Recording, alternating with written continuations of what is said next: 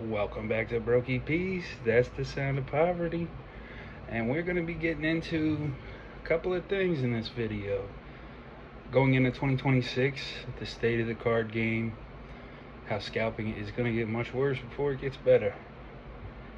People's attitudes towards the decks they're going to be using, how truly quick the One Piece meta changes,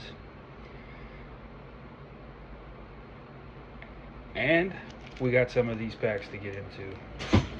OP14, if you went to any pre-release events, that's this week. It officially releases on the 16th, next Friday, or this Friday coming up. I personally have only got the packs from 2 release events. I know a lot of people opening whole cases and boxes, getting SPs after SP. I pulled nothing worth even mentioning. Alright, we have the Azure C7 OP14. These are the release event cards. Trash booty. Dash pack. What's in the dash pack?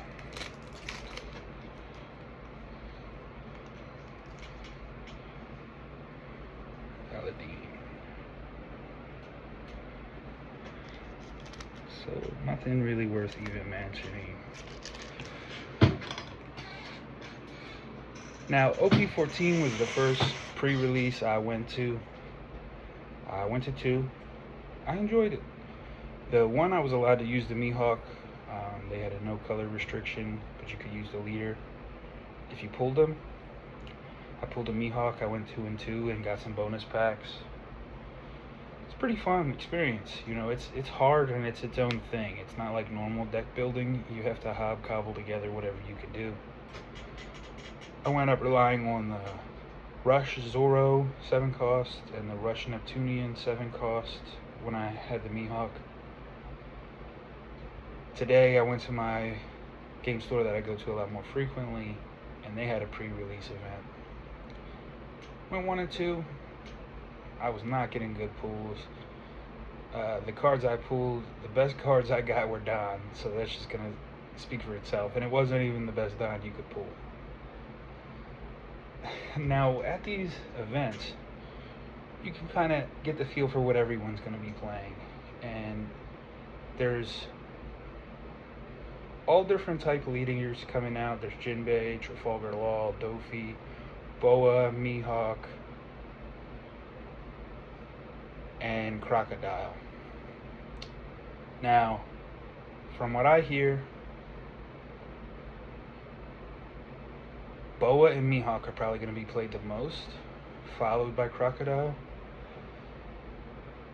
I've heard whispers of people playing Red Trafalgar Law, but that, I'll be honest with you, that was like teenagers. Not saying that there's anything to that, I'm just saying that they might have a specific reason for building that deck. Now, the Crocodile,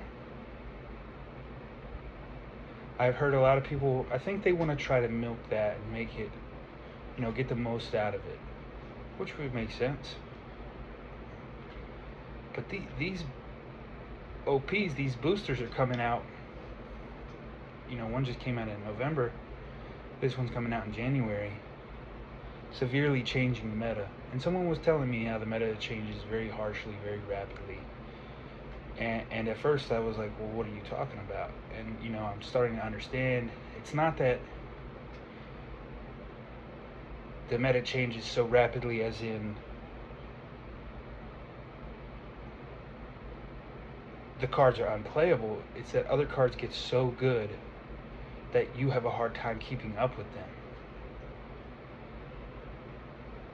There's a momentum you feel from their certain attributes they're bringing. In the state of the card game, OP14, it's at $245 right now, TCG player. Obviously, you always want to go to your local game store, but the game stores are turning too. It's becoming terrible.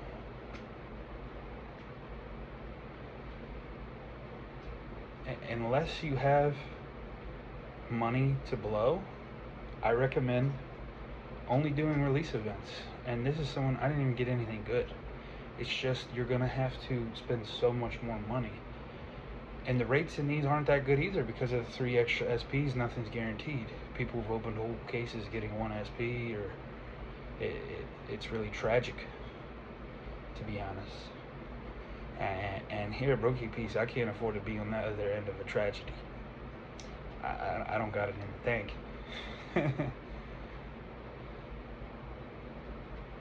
So between those two pre-release events, I'll be honest with you, I don't think I got a playset of anything for any deck. I got one of a bunch of random nonsense. I picked up the leaders, but the leaders are going to be pennies because they're not alts. I picked up the 8-cost 10,000 power crocodile.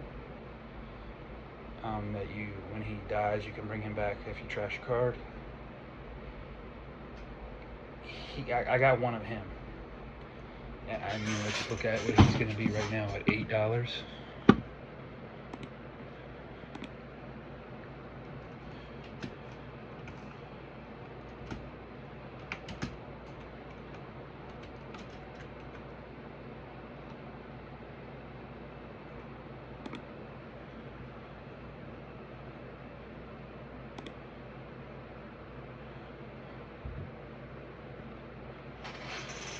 It's still pre-release right now, so I think it's going to go down, but right now it's $20.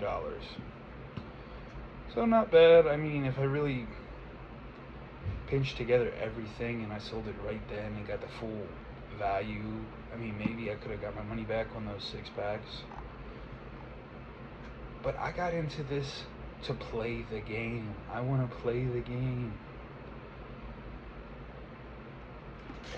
It becomes hard to find an opportunity. I mean, you know, you can call out Bandai and say they need to print an order, and then you can defend them and say they don't have enough printers to do that. I think the issue is who they let get boxes. Like, let's be honest, they need to hold the people accountable who get these packs. They need to make sure more players are getting these cards. And I know people want to collect. I understand.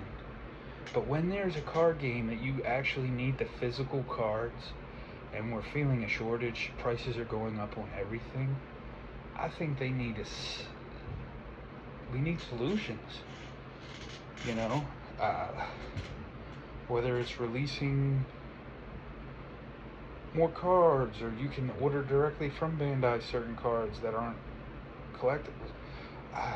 Man, smarter men than me have come up with solutions that don't work. You know, but we all as a community have to agree. Is it getting out of hand? Is it becoming unplayable? And people will tell you, just stop playing, get out of it. And I heard a couple people who don't want to play anymore. You know, it's tragic to me that you have to, literally, they're saying, let something you love die so you can see it grow. Like, why can't we just punish the people who are doing bad things? People who want to sell cards at markup. Like, we should put a cap on certain cards. If a card is playable, as a community, we need to come together and say, this card, we're not, as a community, going to pay over $100 for playable cards. You know, it sounds like a pipe dream, but if 70% of all the players agreed that they're not going to pay over $100 for a playable card, you would never have to do that.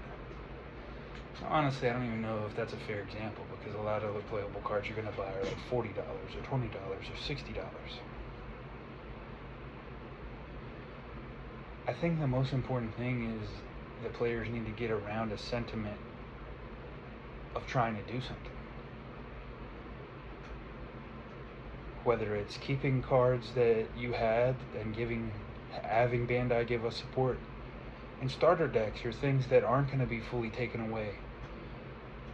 You know, if they plan to have their game prosper, they need to do something, because we're seeing a massive reaction, but we're not seeing any response, and that's inappropriate. MSRP is like $80-$90 on these boxes. It's not just double, it's like 3 or 4 times out of the starting gate. It's insane. There's more to come. This is just, OP14 is not even out yet. So there's more things to say. Please comment down below what you're thinking about the Boa deck, the Mihawk deck, Crocodile, all of the decks, what you're going to be playing, what you're hearing at your local game store. What's the sentiment about the scalping and the prices? Is everyone complaining, or they have actions in mind? And it's like everyone wants to say scalper, but then you turn around and everyone's doing a similar thing. So who is who and what is what? Alright, that's all for Brokey Peace. Thanks for watching, and I'll see you next time.